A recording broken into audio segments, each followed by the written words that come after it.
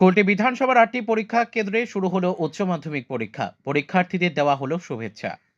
রাজ্য জুড়ে শুরু হলো আজ থেকে উচ্চ মাধ্যমিক পরীক্ষা। সে মতে রাজ্যের পশ্চিম বর্ধমান জেলার কুলটি বিধানসভায় মোট ৮টি পরীক্ষা কেন্দ্রেও শুরু হলো পরীক্ষা, যথা Kulti boys, Kulti girls, Begunia high school, Dishergarh high school, Beldui high school, Sodepur colliery high school, Mithani high school এবং জলদি কুমারী হাই স্কুল।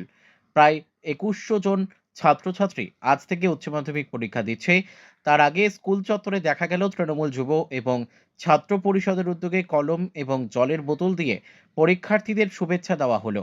তাছাড়া বরাকারে তৃণমূল কাউন্সিলরের উদ্যোগে বিনামূল্যে ছাত্রছাত্রীদের জন্য বাস পরিষেবা করা হয়েছে, যাতে পরীক্ষার্থীরা বিনা খরচে পরীক্ষা কেন্দ্রে যেতে পারে। আসানসোল থেকে কাজল মিত্রের রিপোর্ট, বিগ নিউজ বাংলা।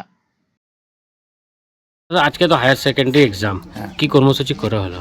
আজকে কুলটি বিধানসভার যতগুলো উচ্চ মাধ্যমিকের সেন্টার রয়েছে, তৃণমূল যুব কংগ্রেস ব্লক 1-এর পক্ষ থেকে এবং তৃণমূল ছাত্র পরিষদের কুলটি বিধানসভার পক্ষ থেকে প্রত্যেকটি স্কুলে আমাদের ছাত্রছাত্রীদের যারা এক্সাম দিচ্ছে তাদেরকে শুভেচ্ছা জানাবার জন্য তৃণমূল ছাত্র পরিষদ এবং যুব কংগ্রেসের কর্মীরা পেন এবং জলের বোতল দিয়ে তাদেরকে শুভেচ্ছা জানালো। তাদের আগামী ভবিষ্যতে শুভকামনা জানিয়ে তাদেরকে সাহায্য করার জন্য প্রত্যেকটি ক্যাম্পে উপস্থিত ছিল।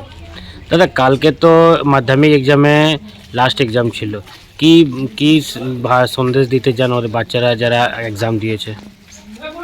সবাইকে শুভেচ্ছা, অভিনন্দন। 11-এ যারা উঠবে, যারা উত্তীর্ণ হবে তাদেরকেও শুভেচ্ছা। যদি কোনো কারণবশত কেউ উত্তীর্ণ না হতে পারে তারা ভেঙে পড়বেন না, আগামী দিন তাদের শুভেচ্ছা জানিয়ে এবং আরও ভালোভাবে তারা পড়াশোনায় এগিয়ে যাক এই কামনা করি। দাদা, আপনার নাম? রাহুল হোসেন, सभापति कुल्टी ब्लॉक तृणमूल युवा कांग्रेस ब्लॉक 1। नमस्कार। आज हमारे हाई सेकेंडरी एग्ज़ाम चालू हुए हैं, तो मेरे वार्ड से 66 नंबर वार्ड से मनबड़िया, बलतुड़िया, बड़ाकर से होते हुए बस डिसरगढ़ जा रही है। आज लगभग 40 बच्चे यहाँ से जा रहे हैं।